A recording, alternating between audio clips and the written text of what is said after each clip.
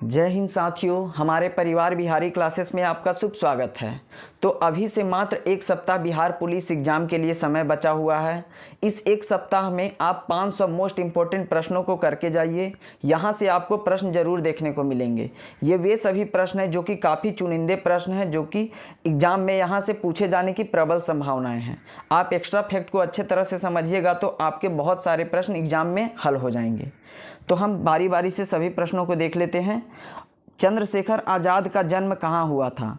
तो इस प्रश्न का राइट आंसर हो जाएगा भावरा नामक स्थान पे, जो कि मध्य प्रदेश राज्य में स्थित है। चंद्रशेखर जी का संबंध है 1925 में हुआ था काकोरी ट्रेन संयंत्र, उससे संबंधित है। हाल ही में काकोरी ट्रेन संयंत्र का नाम बदल दिया है उत्तर प्रदेश सरकार के द्वारा। इसका नया नाम काकोरी ट्रेन एक्शन कर दिया गया है। अगला प्रश्न दूसरा देखते हैं। रियांग जनजाति का संबंध किस राज्य से है? तो रियांग जनजाति का संबंध त्रिपुरा राज्य से है। प्रश्न पूछा जाता है कि भारत का ऐसा कौन सा राज्य है जो तीनों ओर से बांग्लादेश के तरफ से घिरा हुआ है? तो उसका राइट आंसर भी त्रिपुरा हो जाएगा। अगला प्रश्न देखते हैं दोस्तों। संविधान सभा में कार्य संचालन समिति के अध्यक्ष कौन थे? तो संविधान सभा के कार्य संचालन समिति के अध्यक्ष के.एम. मुंशी थे। याद रखिएगा, के.एम. मुंशी हमारा राइट आंसर हो जाएगा। संविधान सभा से कुछ फैक्ट याद रखिएगा। संविधान सभा की प्रथम बैठक 9 दिसंबर 1946 को हुई थी, जिसमें कुल सदस्यों की संख्या 72 थी। यह प्रश्न पूछा जाएगा कितने सदस्य थे प्रथम बैठक में? तो 72 सदस्य थे, जिसके अस्थायी अध्यक्ष डॉक्टर सच्चिदानंद सिन्हा जी को चुना गया था। उसके अगले 2 दिन बाद अस्थायी अध्यक्ष किनको चुन लिया गया? तो डॉक्टर राजेंद्र प्रसाद जी को। डॉक्टर राजेंद्र प्रसाद जी को देश रत्न के नाम से जाना जाता है। अगला प्रश्न देखते हैं दोस्तों। ढकनी किस राज्य का लोक नृत्य है? तो यह प्रश्न पूछा गया। तो ढकनी नृत्य है या अरुणाचल प्रदेश का है? अरुणाचल प्रदेश को प्राचीन में हम नेफा के नाम से जानते हैं। अगला प्रश्न 5वां देखते हैं। रोहिला राष्ट्रीय उद्यान किस राज्य में अवस्थित है? तो रोहिला राष्ट्रीय उद्यान हिमाचल प्रदेश राज्य में स्थित है। हमारा राइट आंसर हिमाचल प्रदेश हो जाएगा। और धर्मशाला जो कि एक पर्यटन स्थल है, यह भी हिमाचल प्रदेश राज्य में स्थित है। जो तिब्बतियों के बौद्ध गुरु हैं दलाई लामा, यह धर्मशाला में ही निवास करते हैं। याद रखिएगा दोस्तों, यह सभी प्रश्न काफ़ी इंपॉर्टेंट है। अगर हमारा यह एक्स्ट्रा फैक्ट वाला कंटेंट अगर आपको पसंद आता है तो प्लीज़ हमारे इस छोटे से चैनल को सपोर्ट करें और अपने साथियों को यह वीडियो शेयर करें ताकि उनका भी एग्जाम बढ़िया जाए। अगला प्रश्न की ओर आगे देखते हैं। प्रश्न नंबर 6। एन्ना जलप्रपात किस राज्य में अवस्थित है? तो मध्य प्रदेश राज्य में एन्ना जलप्रपात स्थित है। इसे याद रखिएगा। पेंच जो है यह राष्ट्रीय उद्यान किस राज्य में है? तो मध्य प्रदेश और महाराष्ट्र के बीच पेंच राष्ट्रीय उद्यान है। कच्छ की खाड़ी किस राज्य में स्थित है? तो कच्छ की खाड़ी गुजरात राज्य में स्थित है और यह दलदली क्षेत्र है दोस्तों, और जंगली गधों के लिए प्रसिद्ध है कच्छ की खाड़ी। अगला प्रश्न की ओर आगे बढ़ते हैं। शून्यवाद दर्शन किस धर्म से संबंधित है? तो शून्यवाद दर्शन का संबंध है बौद्ध धर्म से। बौद्ध धर्म के संस्थापक किन्हें कहा जाता है? तो गौतम बुद्ध जी को। गौतम बुद्ध जी का जन्म हुआ था लुम्बिनी नामक स्थान पे, जो कि नेपाल की तराई में स्थित है। और प्रथम उपदेश कहाँ दिए थे गौतम बुद्ध जी? तो ये सारनाथ उत्तर प्रदेश में दिए थे। इनका निर्वाण प्राप्ति पूछा जाएगा तो कुशीनगर उत्तर प्रदेश में हुआ था। सर्वाधिक उपदेश पूछा जाता है कि कहाँ दिए थे? तो सर्वाधिक उपदेश गौतम बुद्ध जी श्रावस्ती में दिए थे, और अंतिम उपदेश अगर पूछा जाएगा तो वे वैशाली में दिए थे दोस्तों। और 4 बौद्ध संगति हुई थी, उसे भी ध्यान रखिएगा। प्रथम बौद्ध संगति राजगृह में हुआ था, द्वितीय बौद्ध संगति वैशाली में हुआ था, तृतीय बौद्ध संगति पाटलिपुत्रा में हुआ था, और चौथी बौद्ध संगति कुंडलवन कश्मीर में हुआ था। आगे देखते हैं। किस रंग की सतह ताप विकिरण का सर्वोत्तम अवशोषक है? तो सर्वोत्तम अवशोषक कौन सा रंग है ताप का? तो वह काला ब्लैक रंग हमारा राइट आंसर हो जाएगा। और सबसे अधिक परावर्तन कौन रंग करता है? तो सफ़ेद रंग करता है। इसे भी ध्यान रखिएगा। अगला प्रश्न। जब किसी धातु को गर्म किया जाता है तो इसका प्रतिरोध पर क्या प्रभाव पड़ता है? तो प्रतिरोध, जब धातु को हम गर्म करेंगे तो उसका प्रतिरोध बढ़ जाएगा, रेसिस्टेंस बढ़ जाएगा। और प्रतिरोध का मात्रक ओम होता है। और याद रखिएगा, विभवांतर का मात्रक वोल्ट होता है दोस्तों, और विभव का भी मात्रक वोल्ट होता है। अगला प्रश्न देखते हैं। सामान्य दूध के मंथन से क्रीम किस कारण से अलग हो जाता है? दूध को हम जब मंथन करते हैं तो उससे क्रीम निकलता है, तो वह किस वैज्ञानिक कारण से? तो केंद्राभिमुख बल या फिर केंद्र अपसारी बल। इसे याद रखिएगा। और जो हम वॉशिंग मशीन में कपड़ा धोते हैं, यह क्रिया भी केंद्राभिमुख बल के कारण ही कपड़ा साफ होता है। अगला प्रश्न देखते हैं। WWE के खिलाड़ी द ग्रेट खली का असली नाम क्या है? जो हमारे देश के प्लेयर हैं WWE के ग्रेट खली, उनका असली नाम पूछा जाएगा तो उनका असली नाम है दिलीप सिंह राणा। दिलीप सिंह राणा हमारा राइट आंसर हो जाएगा। और द ग्रेट खली का संबंध पंजाब राज्य से है। अगला प्रश्न देखते हैं दोस्तों, मलयालम को शास्त्रीय भाषा का दर्जा किस वर्ष प्रदान किया गया? तो मलयालम जो कि एक शास्त्रीय भाषा है, इसको शास्त्रीय भाषा का दर्जा 2013 ईस्वी में प्रदान किया गया। और नवीनतम शास्त्रीय भाषा कौन सा है पूछा जाएगा तो ओडिसी हमारा नवीनतम शास्त्रीय भाषा है। अगला प्रश्न, निम्न में से किसने प्रस्तावना को संविधान का परिचय पत्र कहा है? तो संविधान के प्रस्तावना को संविधान का परिचय पत्र N.A. पालकीवाला ने कहा है, याद रखिएगा। और संविधान का प्रस्तावना पंडित जवाहरलाल नेहरू के द्वारा पेश किया गया था दोस्तों, इसे भी ध्यान रखिएगा। अगला प्रश्न देखते हैं, शुष्क सेल में एनोड के रूप में किसका प्रयोग किया जाता है? तो शुष्क सेल में एनोड के रूप में कार्बन का प्रयोग किया जाता है, याद रखिएगा। एनोड को हम धनात्मक से सूचित करते हैं। अगला प्रश्न, किस आंदोलन के दौरान पठान सत्याग्रहियों पर गोली चलाने से गढ़वाल राइफल ने इनकार कर दिया था? तो सविनय अवज्ञा आंदोलन था, जिसमें गढ़वाल राइफलों ने पठान सत्याग्रहियों पर गोली चलाने से मना कर दिया गया था। सविनय अवज्ञा आंदोलन के शुरुआत किसने किए थे? तो ये पंडित महात्मा गांधी जी ने किए थे, याद रखिएगा। और पहला सत्याग्रह गांधी जी का कौन सा था? तो यह चंपारण सत्याग्रह 1917 का था। यह बिहार के नील खेती से संबंधित है। अगला प्रश्न देखते हैं, अंडमान सागर एवं दक्षिण चीन सागर को कौन सी जल संधि जोड़ती है? तो अंडमान सागर और दक्षिण चीन सागर को मलक्का जल संधि के द्वारा जोड़ा जाता है। अगला प्रश्न देखिएगा और याद रखिएगा, एक और एक्स्ट्रा फैक्ट, लाल सागर और भूमध्य सागर, इसे जोड़ने वाला कौन सा है? तो स्वेज नहर है। देखते हैं अगला प्रश्न, रासायनिक ऊर्जा को प्रकाश एवं उष्मा ऊर्जा में परिवर्तित कौन करता है? तो विद्युत सेल जो है रासायनिक ऊर्जा को प्रकाश ऊर्जा या फिर उष्मा ऊर्जा में परिवर्तित कर देता है। देखते हैं आगे, कांच की लेंस जब पानी में डुबाया जाता है तो कौन सा प्रभाव दिखाई पड़ेगा? तो कांच के लेंस को जब हम पानी में डुबा देंगे तो उसकी लेंस की क्षमता घट जाएगी, नष्ट हो जाती है लेंस की क्षमता पानी में डुबा देने के बाद। अगला प्रश्न देखते हैं, नदी का गंदा जल किसका उदाहरण है? तो नदी का गंदा जल निलंबन का उदाहरण है। और कीचड़ का भी पूछा जाता है तो यह निलंबन का उदाहरण है। अगला प्रश्न पूछा जाएगा, निम्न में से किस शासक ने यह लिखा है कि भारतीय मरना जानते हैं लड़ना नहीं? तो कौन से ऐसे शासक थे जिन्होंने कहा है कि भारतीय मरना जानते हैं लड़ना नहीं? तो यह बाबर ने कहा था। बाबर ने मुगल वंश के स्थापना भारत में कब किए थे? तो 1526 में किए थे। यह इब्राहिम लोदी को हरा करके प्रथम पानीपत के युद्ध में किए थे। और बाबर द्वारा 4 और युद्ध लड़ा गया था, जो कि सभी में बाबर विजय रहा था। और बाबर के पुत्र का नाम था हुमायूं, याद रखेगा। अगला प्रश्न देखते हैं, दस्त-ए-कबीर और दस्त-ए-लूत नामक मरुस्थल किस देश में स्थित है? तो ईरान देश में स्थित है दस्त-ए-कबीर और दस्त-ए-लूत। अगला प्रश्न, और ईरान रामसर एक जगह है जो कि ईरान में स्थित है। रामसर समझौता जो कि आर्द्र भूमि से संबंधित है। प्रथम सम्मेलन इसका कब हुआ था? तो 1971 में हुआ था। अगला प्रश्न की ओर देखते हैं, दिल्ली के पर्यावरण भवन का नाम बदलकर क्या रखा गया है? तो यह करेंट अफेयर का सवाल है। दिल्ली के पर्यावरण भवन का नाम बदल दिया गया है। इसका नाम अब मनोहर पारिकर भवन कर दिया गया है। याद रखिएगा, दिल्ली पर्यावरण भवन का नाम मनोहर पारिकर भवन है। अगला प्रश्न की ओर आगे बढ़ते हैं, मुगल सम्राट अकबर कौन सा वाद्य यंत्र बजाने में निपुण था? तो मुगल सम्राट अकबर था जो कि नगाड़ा वाद्य यंत्र बजाता था। कुछ नहीं आता था तो नगाड़ा बजाते रहता था। और अकबर का सेनापति का नाम क्या था? तो यह मानसिंह इनका अकबर का सेनापति।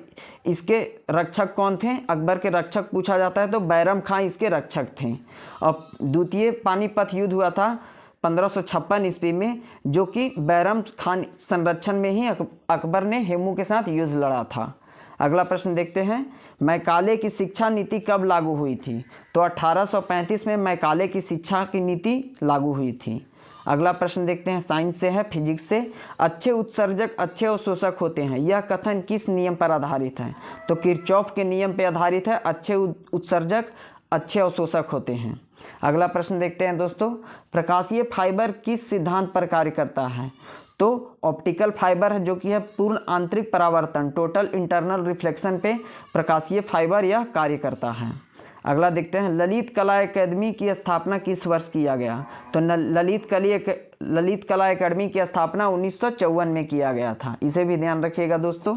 और 1958 में किसकी स्थापना हुई थी? तो 1958 में यह नासा की स्थापना हुई थी, याद रखिएगा। अगला देखते हैं, कली गोपाल किस राज्य का लोक नृत्य है? तो असम राज्य का लोक नृत्य है कली गोपाल। और बिहू डांस होता है असम में ही। और मानस राष्ट्रीय उद्यान असम में है। एक सींग वाला गेंडे के लिए काजीरंगा नेशनल पार्क, जो कि असम राज्य से संबंधित है। अगला प्रश्न देखते हैं, डिब्रू साइकोआ भी है असम में। और पहला तेल शोधक कारखाना जो कि डिगबोई में था, यह भी असम राज्य में है। अगला प्रश्न देखते हैं, तृतीय आंग्ल मैसूर युद्ध के समय गवर्नर जनरल कौन थे? तो तृतीय आंग्ल मैसूर युद्ध के समय गवर्नर जनरल लॉर्ड कॉर्नवालिस थे। और तृतीय आंग्ल मैसूर युद्ध यह अंग्रेजों और टीपू सुल्तान के बीच लड़ा गया था। टीपू सुल्तान की मृत्यु 1799 में चतुर्थ आंग्ल मैसूर युद्ध के समय हुआ था। अगला प्रश्न देखते हैं दोस्तों, सेबी की स्थापना कब हुई थी? तो 1988 में सेबी की हुई थी। अगला प्रश्न देखते हैं, राष्ट्रीय कृषि और ग्रामीण विकास बैंक की स्थापना किस पंचवर्षीय योजना की अवधि काल में हुई थी? तो राष्ट्रीय ग्रामीण विकास बैंक की स्थापना चौथी पंचवर्षीय योजना में हुई थी, याद रखिएगा। प्रथम पंचवर्षीय योजना का मॉडल कहाँ से लिया गया है? तो रूस के संविधान से लिया गया है। अगला प्रश्न देखते हैं, पंचतंत्र की रचना किसके काल में हुआ था? तो ऐसा प्रश्न तो सबको पता है कि पंचतंत्र की रचना विष्णु शर्मा के द्वारा किया गया है, लेकिन किसके काल में किया गया था? तो यह आप याद रखिएगा, गुप्त काल के समय में पंचतंत्र की रचना किया गया था। अगला प्रश्न देखते हैं दोस्तों, प्रांतीय स्वायत्तता किस एक्ट के द्वारा स्थापित हुई थी? प्रांतीय स्वायत्तता 1935 के एक्ट के द्वारा पारित हुई थी। इसको हम 1935 का जो भारत सरकार अधिनियम है, इसके द्वारा बहुत सारे प्रावधान हमारे देश के संविधान में लिया गया था। अगला प्रश्न देखते हैं, ज्योति फ्लक्स का मात्रक क्या होता है? तो ज्योति फ्लक्स का मात्रक होता है ल्यूमिन, याद रखिएगा। पदार्थ की अवस्था को हम मोल कहते हैं। अगला प्रश्न देखते हैं, द्वितीय विश्व युद्ध को खत्म करने के लिए यूएसए अमेरिका द्वारा जापान के हिरोशिमा पर बम गिराया गया, उस बम का नाम क्या था? तो हिरोशिमा पर जो बम गिराया गया था उसका नाम था लिटिल बॉय। पहला बम 6 अगस्त 1945 को हिरोशिमा पर गिराया गया था। उसके बाद 3 दिन यानी 9 अगस्त से, याद रखें, 9 से 9 अगस्त और 9 से नागासाकी, 1945 को फैट बॉय नाम का एक बम गिराया गया था नागासाकी स्थान पे।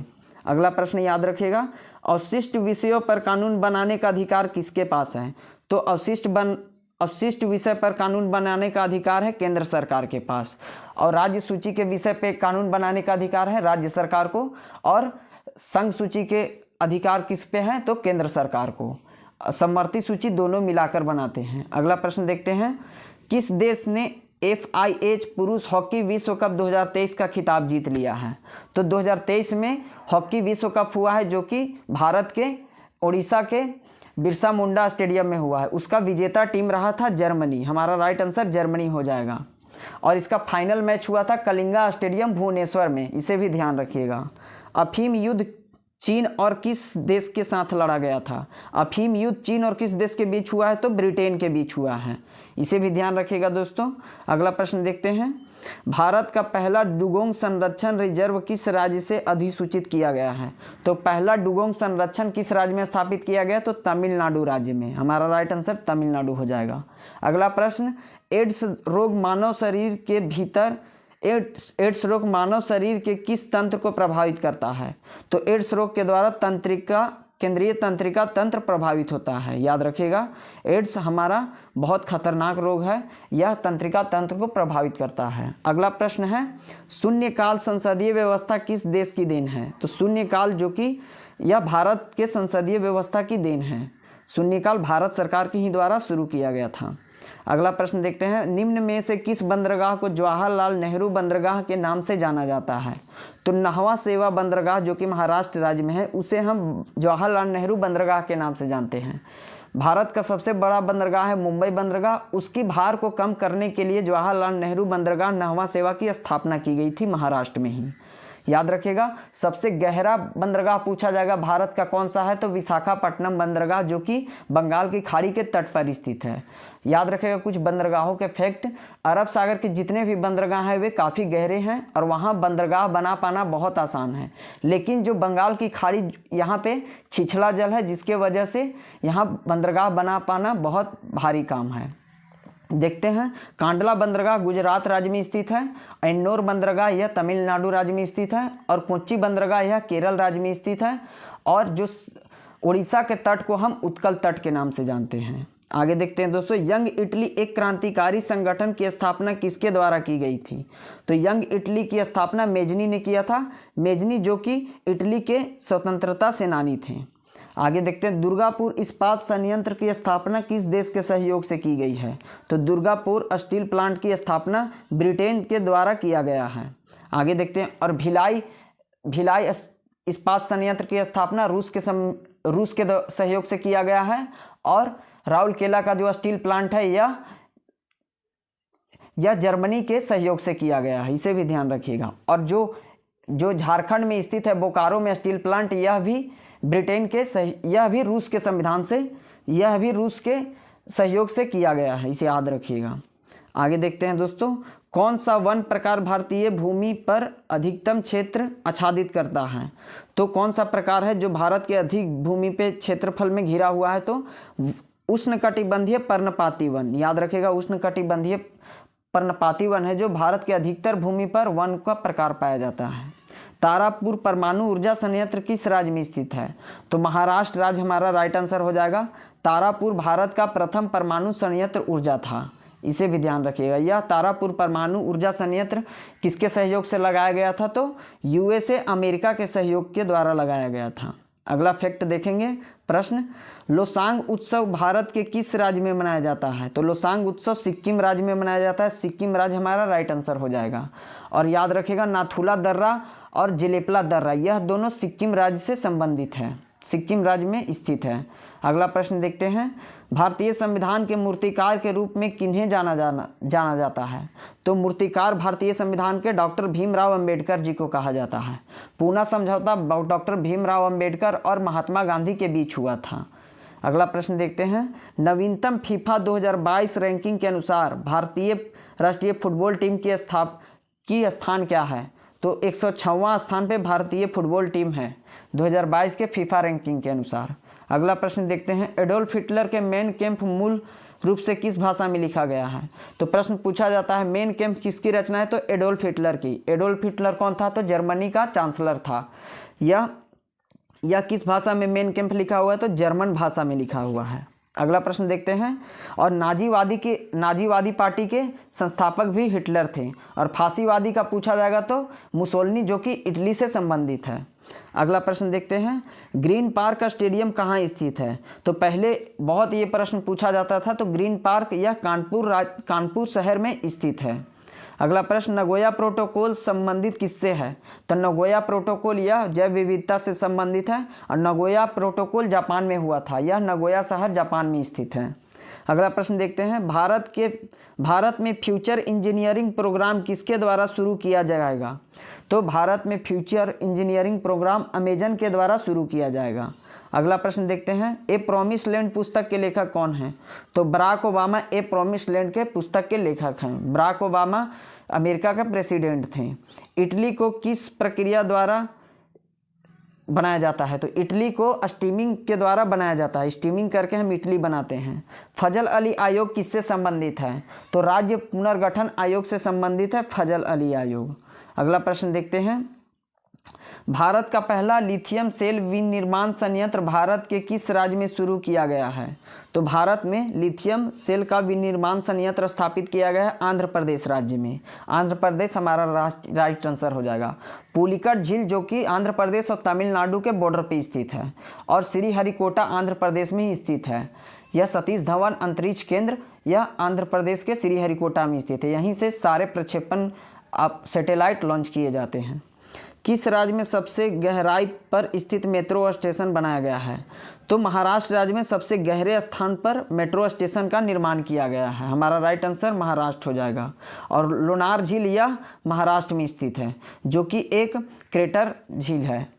अगला प्रश्न देखते हैं, किस देश के राष्ट्रपति को गणतंत्र दिवस 2023 के मुख्य अतिथि के रूप में आमंत्रित किया गया था? तो मिस्र देश के राष्ट्रपति थे, उनको आमंत्रित किया गया था इस बार 2023 में गणतंत्र दिवस पे मुख्य अतिथि के रूप में। अगला प्रश्न, राष्ट्रीय वन नीति के अनुसार कितने प्रतिशत भूभाग पर वन होना चाहिए? तो राष्ट्रीय वन नीति के अनुसार 33% पर वन होना चाहिए, लेकिन हमारे भारत में अभी मात्र 24% के लगभग ही सिर्फ है। आगे देखते हैं, खजूर का सबसे बड़ा निर्माता देश कौन है? तो साथियों, खजूर का सबसे बड़ा निर्माता देश है मिस्र देश, क्योंकि यहाँ पे बहुत सारा बालू पाया जाता है और नील की तटों पे सबसे अधिक खजूर की खेती की जाती है। आगे देखते हैं, लाई हरोबा किस राज्य का लोक नृत्य है? तो लाई हरोबा मणिपुर राज्य का लोक नृत्य है, इसे याद रखें। मणिपुर राज्य का लोक नृत्य का नाम है लाई हरोबा। और काबुल लेमजाओ नेशनल पार्क जो कि है मणिपुर राज्य में, मणिपुर राज्य से एक प्लेयर को याद रखिएगा, मीराबाई चानू, और एक प्लेयर है बॉक्सिंग की मेरी कॉम, ये भी मणिपुर राज्य से ही संबंधित हैं। और मीराबाई चानू जो हैं वे सिल्वर मेडल जीते थे टोक्यो ओलंपिक में, और जो बर्मिंघम में हुआ था कॉमनवेल्थ गेम, उसमें गोल्ड मेडल जीते थे मीराबाई चानू। अगला प्रश्न देखते हैं, कोशिका का पावर हाउस किसे कहा जाता है? Powerhouse of cell. तो माइटोकॉन्ड्रिया को पावर हाउस ऑफ सेल कहा जाता है, और कोशिका का ऊर्जा गृह भी माइटोकॉन्ड्रिया को कहा जाता है। अगला प्रश्न देखते हैं दोस्तों, दक्षिण भारत की सबसे ऊंची चोटी कौन सी है? तो दक्षिण भारत की सबसे ऊंची चोटी अनईमुदी है, इसे याद रखिएगा। अनईमुदी दक्षिण भारत की सबसे ऊंची चोटी है। और नीलगिरी की सबसे ऊंची चोटी पूछ दिया जाएगा तो दोदा बेटा नीलगिरी की सबसे ऊंची चोटी है। और सबसे प्राचीन पर्वत भारत का कौन सा है? तो अरावली पर्वत है, इसकी सबसे ऊंची चोटी का नाम है गुरु शिखर। और हिमालय पर्वत की सबसे ऊंची चोटी यह माउंट एवरेस्ट है। और भारत में कौन सा है? तो यह केटू है। और पूर्ण रूप से पूछा जाएगा कि भारत राज्य में कौन सा है, तो सिक्किम के कंचनजंगा है, जो कि भारत में सबसे ऊंची चोटी है। अगला प्रश्न देखते हैं, मिस यूनिवर्स बनने वाले भारत की पहली महिला कौन है? तो सुष्मिता सेन, जो कि मिस यूनिवर्स बनने वाली भारत की प्रथम महिला है। और मिस वर्ल्ड कौन बनी थी? रीता फारिया, याद रखिएगा। अगला प्रश्न देखते हैं, वायुमंडलीय दाब किस यंत्र के द्वारा मापा जाता है? तो याद रखिएगा, बैरोमीटर के द्वारा वायुमंडलीय दाब मापा जाता है। बैरोमीटर का पाठ्यांक अगर अचानक गिर जाएगा तो आंधी तूफान आने की संभावना है, अगर धीरे धीरे गिरेगा तो बरसात होने की संभावना है, अगर धीरे धीरे ऊपर चढ़ेगा तो मौसम साफ होने की संभावना है, इसे याद रखिएगा। रामचरितमानस किसके द्वारा लिखा गया है? तो रामचरितमानस जो कि राम जी के जीवनी पे लिखा गया है, यह तुलसीदास के द्वारा रचित पुस्तक है। डबल फोल्ड शब्द किस खेल से प्रयुक्त होता है? तो डबल फोल्ड शब्द यह टेनिस खेल में प्रयुक्त होता है। खेल और शब्द से हमेशा एग्जाम में पूछे जाते हैं, इसलिए आप इस टॉपिक को क्लियर करके जाइएगा साथियों। अगला प्रश्न, नेत्रदान में रोगी अपने आँख के किस भाग को दान करता है? तो कॉर्निया को दान करता है। नेत्रदान यानी कॉर्निया दान, याद रखिएगा। और प्रकाश की छवि किस पे पड़ता है और फिगर कहाँ बनता है? तो रेटिना पे बनता है, याद रखिएगा। और रेटिना पर उल्टा बनता है दोस्तों। आगे देखते हैं प्रश्न, ताजमहल का निर्माण कार्य कब से शुरू हुआ था? तो 1632 से ताजमहल का निर्माण कार्य शुरू हुआ था और 1648 में बनकर यह पूरी तरह से तैयार हो गया था। ताजमहल का निर्माण किसके शासनकाल में हुआ था? तो शाहजहां के शासनकाल में। शाहजहां ने दिल्ली के लाल किला का भी निर्माण करवाया था और शाहजहां ने दिल्ली के जामा मस्जिद का भी निर्माण करवाया था। अगला प्रश्न देखते हैं, बायोलॉजी का, लैंगरहैंस की द्वीपिकाएं कहाँ पाई जाती है? तो इस प्रश्न का राइट आंसर हो जाएगा अग्नाशय में, पेनक्रियाज में लैंगरहैंस की द्वीपिकाएं पाई जाती हैं। भारत का राष्ट्रीय जलीय जीव कौन सा है? तो गंगेटिक डॉल्फिन भारत का राष्ट्रीय जलीय जीव है। और विरासत पशु पूछा जाएगा तो विरासत पशु हमारा हाथी हो जाएगा। भारत का विरासत पशु हाथी है। और रॉयल बंगाल टाइगर जो कि है सुंदरवन का, जिसे भारत का राष्ट्रीय पशु घोषित किया गया है। अगला प्रश्न देखते हैं, विटामिन ई की कमी से कौन सा रोग होता है?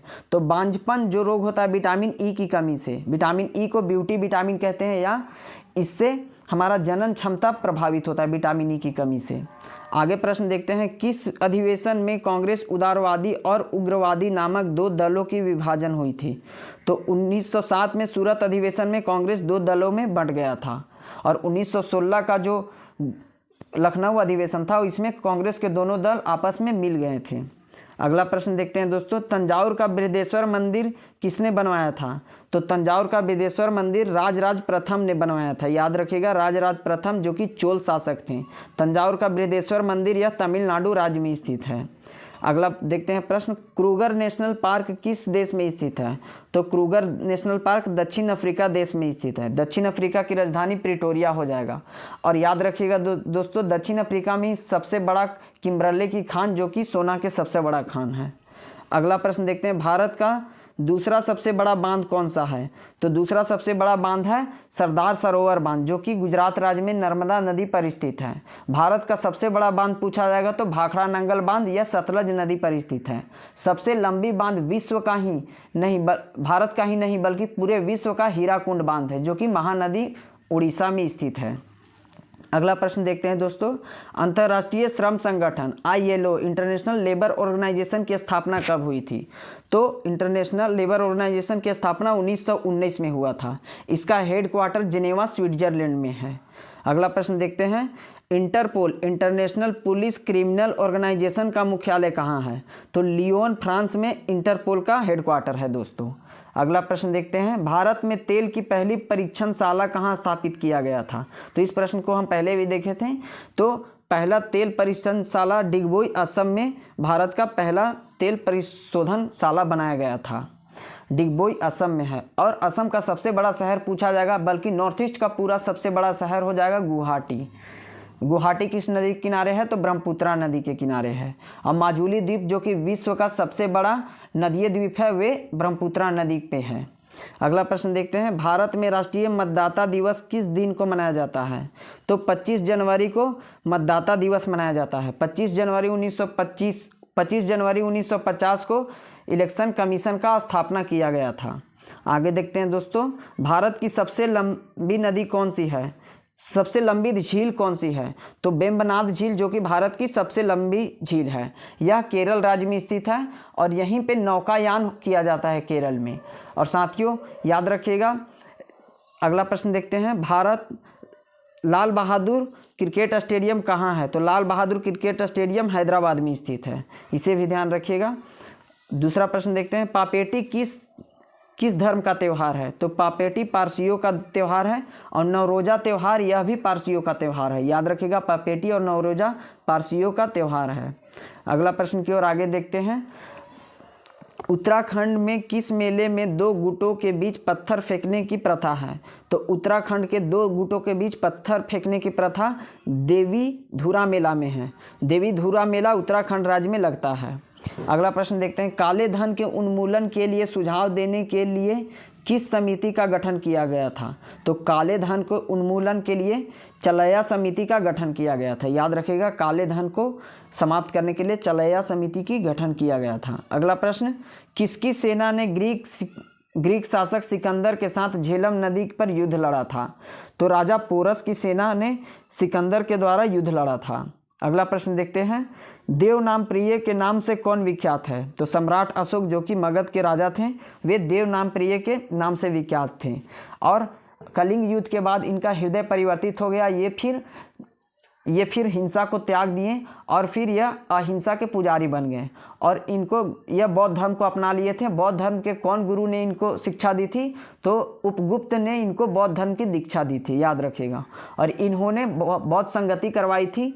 यह तृतीय बौद्ध संगति पाटलिपुत्रा में करवाए थे, याद रखिएगा दोस्तों। अगला प्रश्न देखते हैं, मोगलीपुतीस के अध्यक्षता में सभी बौद्ध संगतियों को याद रखेंगे। पहला बौद्ध संगति हुआ था राजगृह में, यह हुआ था राजगृह में हुआ था जो कि महाकश्यप कर रहे थे इसकी अध्यक्षता। दूसरा हुआ था वैशाली में जिसकी अध्यक्षता कर रहे थे सबाकामी। और तीसरी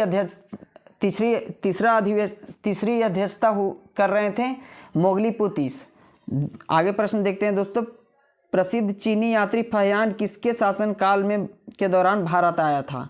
तो प्रसिद्ध चीनी यात्री चंद्रगुप्त द्वितीय के शासनकाल में भारत आया था। और याद रखिएगा एक और ह्वेनसांग आया था जो कि हर्षवर्धन के शासनकाल में आया था, और इत्सिंग भी एक आया था जो कि चीनी यात्री ही था।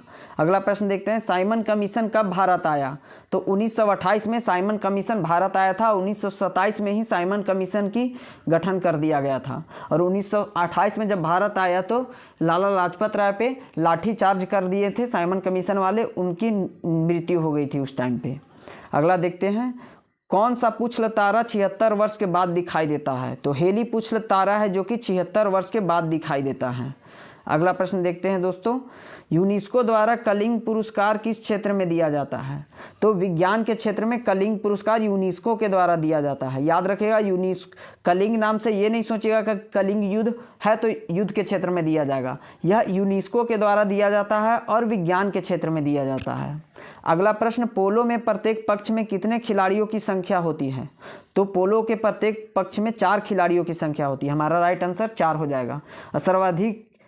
सर्वाधिक प्लेयर किस खेल में होते हैं? तो रग्बी में 15 होते हैं।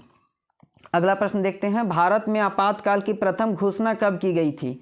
तो प्रथम आपातकाल की घोषणा चीनी आक्रमण के समय हुआ था, जब चीन आक्रमण भारत पे किया था 26 अक्टूबर 1962 को, तब भारत में प्रथम बार आपातकाल लागू किया गया था।